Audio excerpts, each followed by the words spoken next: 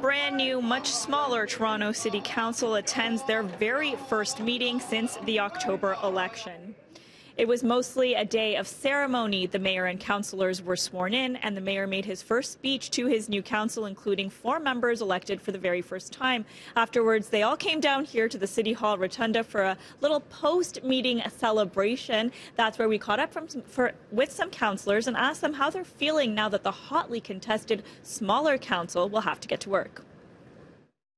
It was fantastic. It was actually a little emotional coming in there. They've got the pipes going. We did the smudging.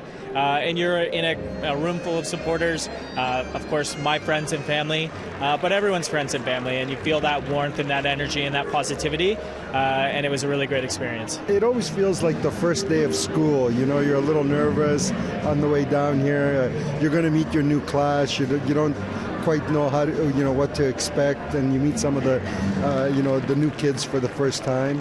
Although there was a bit of an eerie feeling today, it looked a lot smaller, a bit of a different feeling to see a lot of those empty seats in the background, and a lot of the former colleagues that are no longer there, the faces that are no longer there. Kind of bittersweet. In his first address to his new council, Mayor John Tory barely made mention of the council cuts. Instead, he focused his speech on what he's framing as Toronto's priority challenges: safety, affordable housing, and transit. He spoke about his goals to tackle gun violence, to stand up against hate and discrimination, to provide positive pathways of hope to young people growing up in marginalized communities, and to invest more in families who are struggling.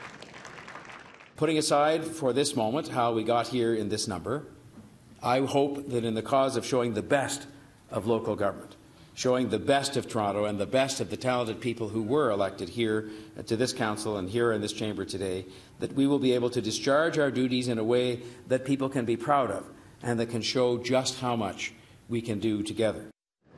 During the meeting, Council also appointed longtime councillor Francis Nunziata as Speaker and Shelley Carroll as Deputy Speaker. Now, coming up just ahead on City News, we get our first look at the new chambers and highlight some of the changes there. Let's look at what lies ahead. I said on election night that I fully intend to capitalize on the strong mandate given to me by people across the City of Toronto to put my shoulder back to the wheel and help us usher in the continued progress that our city needs and so richly deserves. That was Mayor John Tory addressing his much smaller council for the very first time and the first city council meeting since the October elections. And a smaller council means a lot more space in the chambers. You can see behind me that there are now only 25 seats for councillors. The entire back row now sits empty. Chairs, signs, microphones and monitors have been removed. The city tells us those changes didn't cost anything, but there were other improvements made to the chambers over the past few months. Some carpet on the second floor of the chambers, as well as public seating cushions, have been replaced. There were touch-ups on the councillors' desks and also paint touch-ups and window cleanings and some design changes to make the chambers more accessible. All of this is a physical reminder of a fundamental reshaping of how Toronto is governed.